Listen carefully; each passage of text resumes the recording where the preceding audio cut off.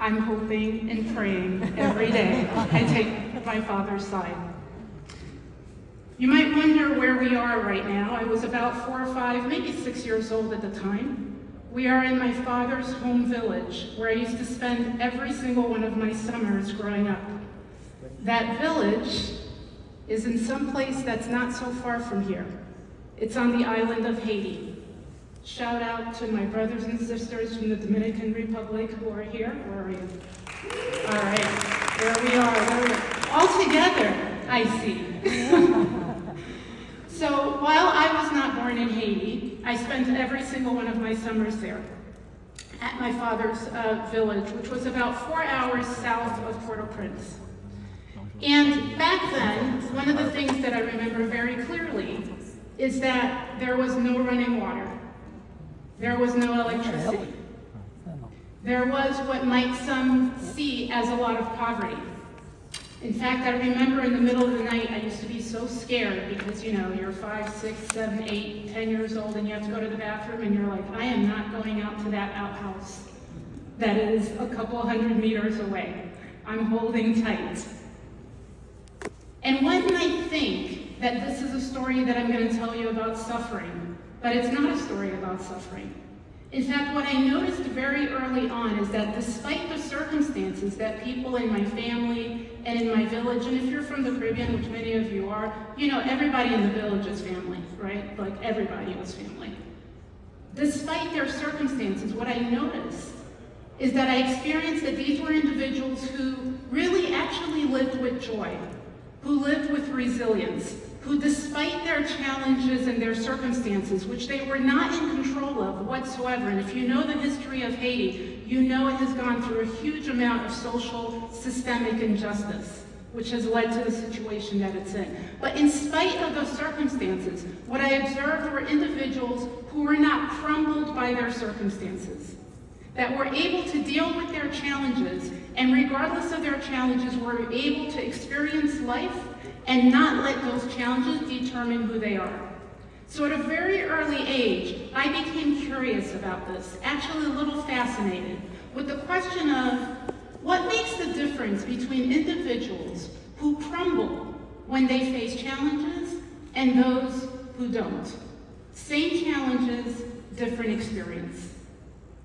Fast forward 50-something years later, and I do this work with leaders.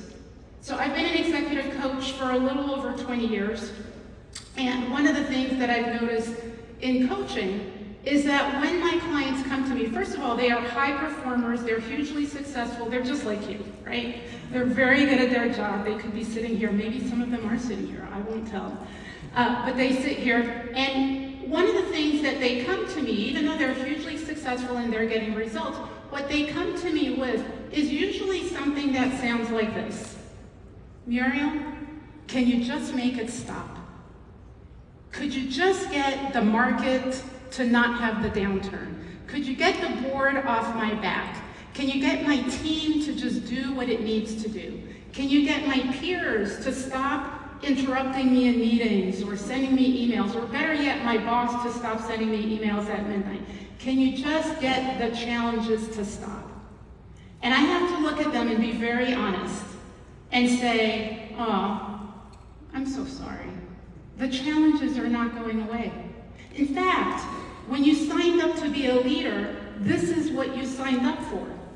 You signed up for the challenges. Did nobody tell you at that time? But here's what I do know, and this is when they start, because at first moment they're like, maybe I should fire this person that they're telling me we're not going to get rid of the challenges. But then I'd say, here's the good news. What I do understand, based on my experience and based on the research and based on what I saw as a little girl, is that how you experience those challenges is not fixed. How you experience those challenges is completely up to you, and it starts with you. And so then they get curious and they say, well, what do you mean by that? And I say, well, if you want to suffer through leadership, there's one path. If you want to lead with a little more ease, despite the challenges that you face, there's a different path. which one do you want? Because depending on which one you want, I can either work with you or I can't.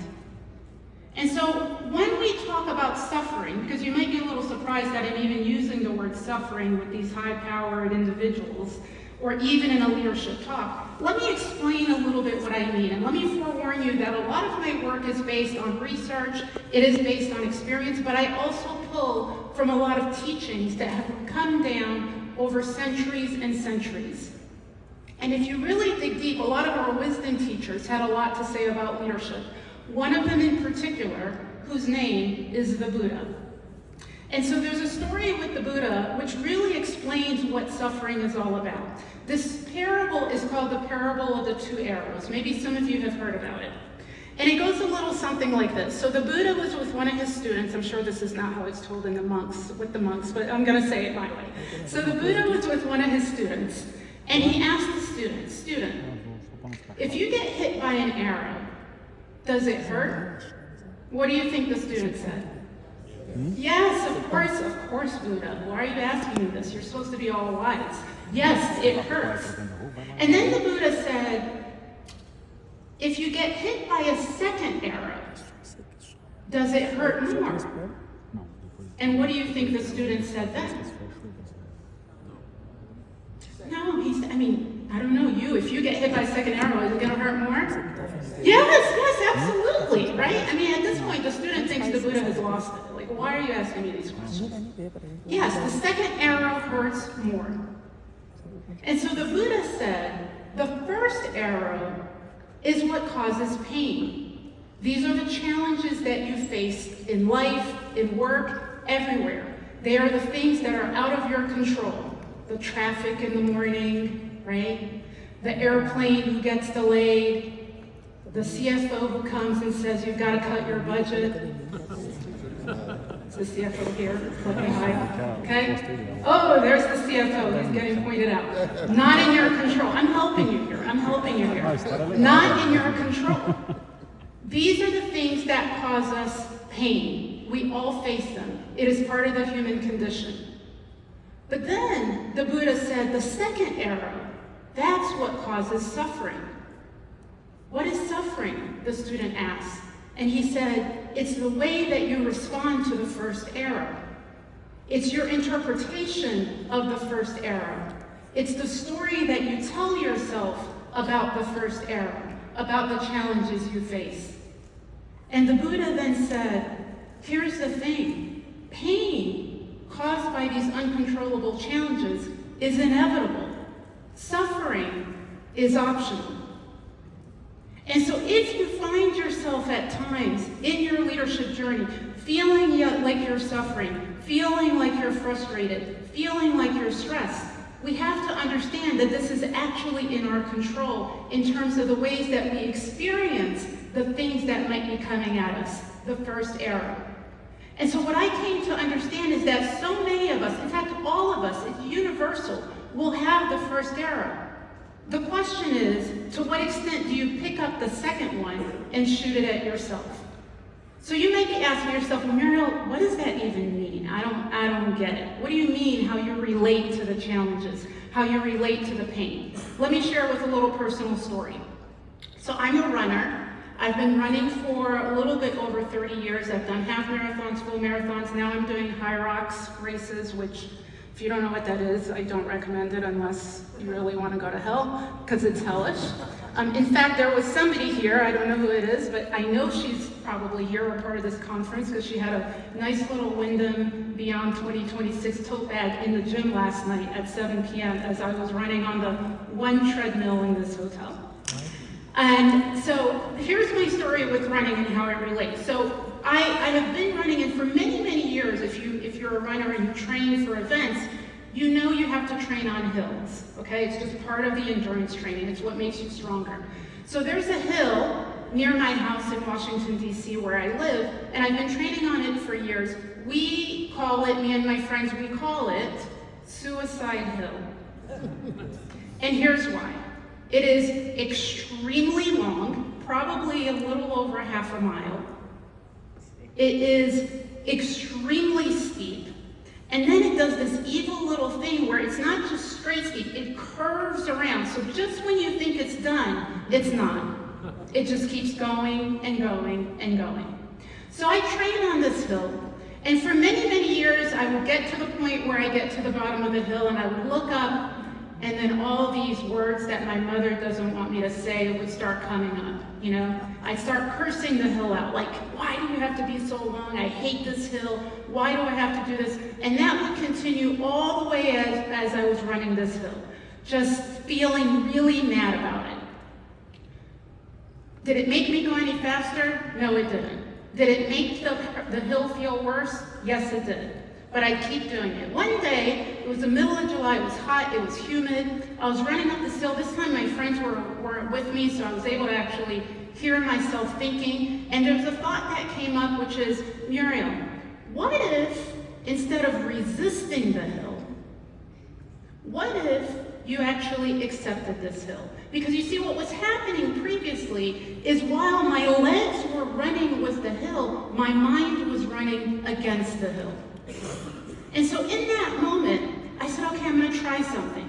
Instead of resisting it and telling it how much I hate it and wishing that it was different, in case the hill was actually going to listen to me and change form in that moment, I said, let me try a little something different. And I started saying instead to myself, thank you for this hill. Thank you for training me all these years. Thank you for being here all these years and allowing us to use you in this beautiful park, et cetera, et cetera. Now, again, did I start running any faster? No, I didn't. Did my legs grow on my very short frame? Did I become taller so I could take longer strides? No, I didn't. But what did happen is that I experienced that hill with a little more ease than I had in the past. The hill had not changed, but how I related to the hill changed. The narrative I now had about the hill changed. The way that I felt about the hill changed. And so I went from feeling stressed and frustrated with the hill to being able to run it with a little bit more ease. You might think that for the next 30 minutes, I'm just going to talk to you about wisdom teachers and stories, but I know you all want some data. The science backs this up too.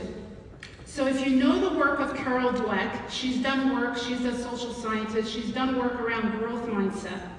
And what she has shown through her research is that the same thing holds true in terms of educational outcomes. She has shown that there is a particular mindset that increases the probability of educational performance, and she calls it a growth mindset. You can look it up and you'll find out all about it. There are two other researchers, scientists, coming out of Stanford and Harvard University, Aaliyah Crum and Ellen Langer. And I tell this story to many audiences, but I was so excited to tell you all this story because the research they did were with hotel attendants. They looked at how does mindset impact health outcomes. So again, very outcomes driven. So what they did is they looked at hotel attendants and they had a conversation with them. They basically asked them this: when you come into work every day, do you consider your work to be exercise? And the hotel attendant said, no, it's work. Now you all know better than anyone else. What are hotel attendants doing every day? They're lifting things, they're pushing things, they're pulling. It is physical labor. Physical labor, okay? So they said to this sample of hotel attendants, they said, we want you to do one thing for the next couple of weeks. We want you to consider your work working out. We want you to consider it exercise. Can you do that? And they're like, okay. They're kind of like the student with the Buddha, like, it took a Stanford person and a Harvard person to come ask us, okay, fine, whatever, right? So they said, that's all I want you to do differently. Nothing else, nothing else. They came back sometime later, and what they found when they measured these hotel attendants is that there was a significant enough difference in a positive direction in health outcomes. They had lost weight, lower BMI, lowered blood pressure, and a few other biomarkers. What they concluded from this research is that your mindset is not inconsequential when it comes to outcomes. That it's not just about what you do, it's also about how you think about what you do and what you think about what you do that will determine your outcomes. So we have this and we see it from the Buddha. We have it and we've seen it in education. We have it and we've seen it in health outcomes. We've also seen it in the sports world. So this is Eileen Gu. Who here knows who Eileen Gu is? Winter Olympics this year, she was very acclaimed. She is the most highly rewarded, decorated freestyle skier of right now, actually in history. To see this woman literally fly down what looks very dangerous to me is amazing. She also happens to go to Stanford University, so clearly she loves doing hard things, okay? She was recently asked in an interview, Eileen, because people are fascinated with this, I think she's 22 years old, fascinated with what she's able to accomplish and win, fascinated with her outcomes. So in a recent interview, one of the reporters asked her, Eileen, tell us what it is that you think. How do you think? And this is how she responded. Can you play the video, please? I apply a very analytical lens to my own thinking, and I kind of modify it because it's so interesting. You can control what you think. Like, you can control how you think, and therefore you can control who you are. Yes, I think a lot, but it's not really like in an egotistical kind of way. It's in like a tinkering, like a scientist kind of way. I'm always like trying to modify. I'm trying to think, how can I be better? How can I approach my own brain the way that I approach my craft of free skiing, so that I can be better tomorrow than I was today? Control what you think, control how you think, so you can be better tomorrow than you are today. Isn't that what we all want? So when we think about the notion of being able to control what we think, why is that important? It's important because here's what we know.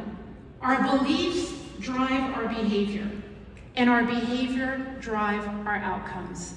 So if you want different outcomes, it's not enough to just look at the behavior, which are the actions that you take. And yet, in the workplace, as leaders, we are so action biased. We jump to what to do. I am sure all of you right now are itching to look at your list, to your phones, to see what's on your to-do list. And on your to-do list are a lot of actions.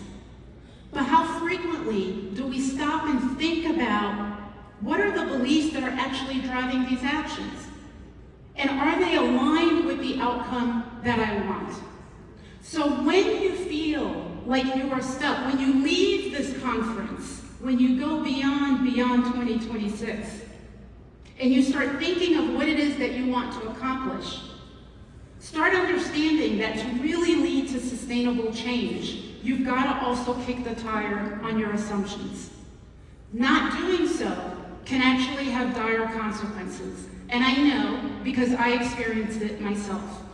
So many years ago, prior to becoming an executive coach, I was in a couple of different executive roles. In one of those executive roles, I worked for a large media company. I reported to the CEO, and they had brought me in to turn around one of the divisions, one of the low-performing divisions. And on day one, I still remember the CEO, his name was Bill, he sat me down, and he said, Muriel, I'm giving you 6 months to learn the business, and then I'm giving you another 6 to 12 months, so basically a total of 18 months, to turn the business around. To which I responded, no problem, I got this. Why? Because that had been my recipe up until then. I could accomplish things through my own sheer will. So I went about trying to turn this business around, and I'm going to tell you, if you're waiting for a feel-good story, it wasn't a feel-good story. It was disastrous. It was so difficult. Every time I would propose a new plan to my peers, they would push back. Every time I would give direction on where we needed to go, they would go the other way. Every time I set a deliverable, they would miss it. Now, what was interesting is I was getting the business results, but the way I was feeling as I was doing them was arduous. The reason I was getting the business results is that I ended up taking over and doing it all myself. I did not win many friends there and alienated them. But I was doing so well that they actually gave me a second division to run and turn around. And the pressure kept mounting. One night I went home and I sat down with my partner, who was my partner at the time. We sat down and I was telling him, everything. I was like, why can't these people just do what they're supposed to do? And to me, it felt like it was the first time I was telling him this. To him, I'm pretty sure it was like the 151st time. Okay. Yeah. And so I was complaining, why can't they do what they're supposed to do? And I don't know what happened that evening, but that evening, instead of just listening to me complaining and agreeing, this is what he said to me. He said, Muriel, did you ever think that maybe the issue is you and not them? What do you think I said? Absolutely not. Because if it were me, how we're getting the results, it can't be me. It can't be me not noticing how I felt on the inside. And I wish in that moment that I had had my Taylor Swift moment. Yes, it's me, I'm the problem. Or better yet, the Cardi B moment, I'm the drama. But I did not. And I just kept doing what I was doing, accomplishing, pushing, getting the results on the outside, while at the same time on the inside, feeling a level of stress and frustration and yes, suffering that I had never felt before. I ended up leaving that job sooner than anybody, including myself, ever thought I would. And it wasn't till years later that those words came back to me. Did you ever think that maybe the issue is you? What responsibility can I take in how I experience and not get in my way to achieve the results? I started noticing the same dynamic with my clients when they were getting in their own way. And as I learned more about mindset, I realized we need to be talking about this more in the workplace. And my question became, are there specific beliefs that get in the way of leaders being able to lead sustainably, at scale, with more ease? So I did some research across 300 leaders. And what I found is that there were some very common beliefs among high-performing, high-achieving leaders who still felt like they were getting stuck, like they were hitting a wall, and that was, again, impeding them being able to lead at their full potential. And so there were 7 that bubbled up. I'm not going to go over all 7, but I'm going to point out a few that really hit home, particularly in your industry, that I have seen surface in your industry. The first is the belief of, I need to be involved.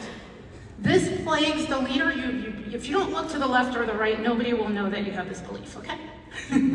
You can just make believe it's not you. But this is the individual who needs to be copied on every email, who needs to be in every meeting, who wants to be on every discussion. Decisions have to go through this person before they can be made. They feel a need to be involved in everything. Now, is this a bad belief? No, it's not. It's probably what got them to where they are. But the issue is it getting in the way of them being able to lead with a higher level of complexity and scale of where they are now? The second belief is the belief of, I can't make a mistake. This is the perfectionist belief. This is the belief that everything has the same level of risk, and therefore failure, mistakes are not an option across the board. In a service industry, this is a belief that runs across the board. Why? Because it's important you're providing service, and yet, this is the belief that can get in the way of innovation. This is the belief that can get in the way of delegating to your team. This is the belief that gets in the way of your team being able to solve things on their own. So the I can't make a mistake, particularly in times like today where everybody is feeling a certain level of uncertainty, ends up slowing things down and creates a level of paralysis. In fact, much of what I'm working with my leaders right now is how can they actually take risks, even when things feel uncertain. And then the third belief is the belief of I can't say no. This often shows up as lack of prioritization. It is what leads to burnout. So we can see how these narratives, the things that we tell ourselves, also subtly, because these are habitual. They are again what have made you successful, can quickly become the second error. And so you might be wondering right now, well, Muriel, are you telling me to change? Do I need to change my beliefs? No, you don't need to change. This is not about change. This is about actually having more range. It's about expanding your mindset. Because if you have a narrow mindset, you're going to approach them in a narrow way. Let me explain what that means. How many golfers do we have in the room? Let me see with a raise of hands. Okay, we have a few. I saw more people on the golf course when I drove up yesterday. I thought there'd be more. Even if you don't golf, I'm sure you've seen a golf bag before, right? So let me explain. In a golf bag, there's a lot of clubs. Some, I think they're like 16, maybe 18, I don't remember. Okay? So this is what a golf bag looks like. Lots of clubs, and every club has a purpose. Now, if you were to see my golf bag, this is what it looks like. Okay? There are three. Why? I play a very simple game of golf. In fact, most times I'm very comfortable just staying on the driving range. I just want to hit a little bit. Okay? So I have the large club, the medium club, and the small club. I don't even use the proper names. Can I play with those? I can, but it's very simple. So Muriel, what's the problem? Well, the problem is every year I go to this beautiful place in South Carolina called Kiowa Island. Kiowa Island is a 10-mile long resort. If you're in hospitality, you should definitely go. It is a model. In fact, I've had many clients in hospitality who've told me they have gone to visit it just to see how it is that they do their work there. But every year I go, and on Kiowa Island there are 5 golf courses. And there is one in particular. It's called the Ocean Course. The Ocean Course is the prima donna of golf courses. It is beautiful. And so every year I go down and I'm like, one day I want to be able to golf the Ocean Course. Here's the problem. How do you think I would golf the Ocean Course if I show up with my 3 clubs? What kind of game do you think I'd be able to play? None. I'd probably not even be let in, okay? Why? Not that there's anything wrong with my 3 clubs. Not that there's anything wrong with the Ocean Course, but the math isn't mathing. I am approaching complexity with a level of simplicity that will end up making my game harder than what it needs to be. And so a big part of this is when we don't expand our mindsets and are able to hold more beliefs than the ones that we are habitually trained to, we end up making our jobs, because you are leading in a complex time, harder than what it needs to be. So the work is expansion of mindsets, the ability to have other beliefs than the ones that you hold now, so that you can use them strategically, just like you would use any of these clubs on a golf course, and your ability to apply it then. So how do you do that? I'm going to walk you through the 3-step process that I use with my clients, which you can use for yourself, because it is just based, you know what I do as a coach all day? People are like, oh, coach, you must know all the answers. No, I don't. But what I do know is what questions to ask. And so I'm going to share with you the questions that I ask my clients that you can ask for yourself, because you have the capacity to coach yourself. So the first step is to uncover your belief. Name it. What is the belief that might be getting in your way? How do you do that? The next time you feel challenged, either because something out there is not happening or you're feeling difficulty on the inside, ask yourself 3 simple questions. What am I assuming about myself right now? What am I assuming about the other people involved? What am I assuming about the situation? This happens before. What do I do? What are my assumptions? By the way, we do this all the time. In fact, I'm going to keep coming back to the CFO. See, finance people, you've got to look at the assumptions. We don't just look at what are you going to do next year. Well, what assumptions are you making that's going to lead to that budget? But we're not asking the same of ourselves. So 3 assumptions. Once you can name the beliefs, you can then move on to the next step, which is to understand the belief. Very simple question. Is this a belief that's helping me right now, or is it hindering me? You choose. If it's helping you, God bless. Keep on going. And when I say helping you, I'm talking about, is it helping you get closer to the outcomes that you want? Is it helping you run up the hill with more ease? Or is it hindering you from running up that hill? Is it holding you back? Is it slowing you down? Is it keeping you stuck? Is it making it harder than it needs to be? So this isn't about labeling your belief as good or bad, because they're all good. They have helped you. It's just that they may not be helping you now.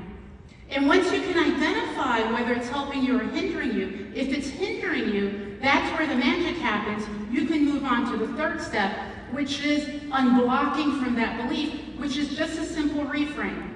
And the reframe is, if I want a particular outcome, if what I want to do is actually be more collaborative with my peers rather than fighting with them the way I was back in that job, what is the belief that would actually increase the probability of me doing that?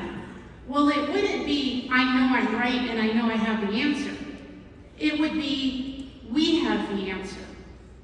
And if I operate with the belief of we have the answer, it increases the probability that I will engage them and ask them what we should be doing rather than tell them. And therefore, made that job that I had many, many years ago probably a little easier than what it was. So here's the power of the reframe, because this is where it's really important. Nobody can reframe a belief but you. We can do it when you can't think on your own, as I'm about to show. But as adults, we do think on for our own, and we have the ability to reframe. So what does a reframe look like, and how does it show up in terms of changing circumstances and outcomes? So these are my kids. They're twins. This was their first day of school in the 1st grade, so they were probably about 5 or 6 years old. They were starting at a new school in Washington, D.C. It was one of the most prestigious schools in DC. It was not a school that's easy to get into. And we knew going in that there weren't going to be many kids who looked like them at this school. They were going to be one of the very few brown students at that school. But we wanted them to feel like they belonged. One of the 7 beliefs that can really get in the way of a leader is the belief of, I don't belong here. It ends up making one feel like holding back or shrinking, not showing up with the power that they have. Even though my kids, this is the danger of having a mom as an executive coach, even though my kids were 6, we're not messing with that. We're not going to let this belief plague you, despite the circumstances. So on the very first day of school, as we drove them there, we said to them, yeah, you're lucky to have gotten accepted into this school. You're lucky to go to this school. But you know who's really lucky? And they were like, who? The school. The school is so lucky to have you. And I said, you know what? Not only do you belong at that school, guess who the school belongs to? And they said, who? You. They said, it belongs to us? Yes, we pay tuition. The school belongs to you. And we repeated that every single day. You're not the one who's lucky, they're lucky. Not only do you belong, it belongs to you. And I will tell you, they were at that school for 12 years. And what it enabled them to do is walk with confidence through those hallways all the way up to graduation. This is not inconsequential. The stories you tell yourself are not inconsequential. They determine how you experience everything every day. Right now, as you sit here, you are telling yourself a story. We all do it. We always have thoughts. This is not about getting rid of your thoughts, but the thought that you choose will determine the experience that you have. And so what does it mean to choose a thought? It's no different than if you're on a train platform. Anybody been like at a very busy train station? There's lots of trains coming. Think about all the trains being like thoughts. When you're not thinking about your thoughts, you just get on any train that shows up, okay? I grew up in New York. God forbid you just get on the wrong subway. You don't know where you're gonna end up. You don't know if you're going uptown, downtown, you just don't know. But the person who can start doing this work, who then has a difference between the first arrows and picking up the second arrows, that's not how they operate with their thoughts. They stand on the platform. They see the thought coming just like a train, and they know which one it is because they recognize it. And when it comes in front of them, they wait till the door opens, and then they decide, do I step on that train because it's actually going to take me where I want to go? Or do I let it keep going? Because it will keep going. That is the difference. You choose. It starts with you. Now you might be sitting here thinking, I know a couple of people when I get back to work that I can use this on because I already know what beliefs they have, and I'm going to figure out a way for them to change their beliefs. But here's what I'm going to tell you. That is not your role. Your role is to work on this with you. And here's why. This goes beyond you. You see, a leader cannot transform an organization beyond their capacity to transform themselves. And the transformation does not just happen with the actions. You have to look at your assumptions. And so when people ask me, well, Muriel, how do I do this? What do you want? What should I do? Do I need to go to a class? Do I need to go to a training program? Do I need to read your book? Yes, you need to read my book. And no, you don't need to go to a class because guess what? You have a system right here that's with you 24/7. No matter which way you like it or hate it, it doesn't leave you. We are an organizational system. Think about it. Our body communicates to each other. Our brain communicates things to all different parts of our body. It works in alignment. It's a beautiful thing, beautifully designed. And when it doesn't work in alignment, what happens? We get sick. Muscles start to hurt. Things are out of whack. Things show up in our MRIs. That's not a bad thing. That's our body telling us, hey, you've got to get back in alignment. When we feel those moments of stress, that for me, it's right here, I feel it. You might feel it in your tummy. You might start sweating. That's your body telling you something's out of alignment. You're running up the hill, but your mind is running against it. So your assignment is to focus on this system first. If you want to learn how to lead your team, lead your organization, start with the organizational system that is with you 24/7. Your ability to lead others is constrained and capped by your ability to lead yourself. And leading yourself is not only about looking at your behavior, but is also checking your beliefs. So let me close with a story of a young man who demonstrates this very well. This is my godson. His name is Raja. Ever since I can remember, Raja loved race cars and wanted to be a race car driver. In fact, I think his infatuation, because that's what it was, started when he saw the movie Cars. Does anyone remember that movie? Anyone see it? Yeah. Obsessed. We used to go to Raja's house, and he would be in his bedroom. He would take big pieces of cardboard. In fact, he would always ask me, can you bring some cardboard?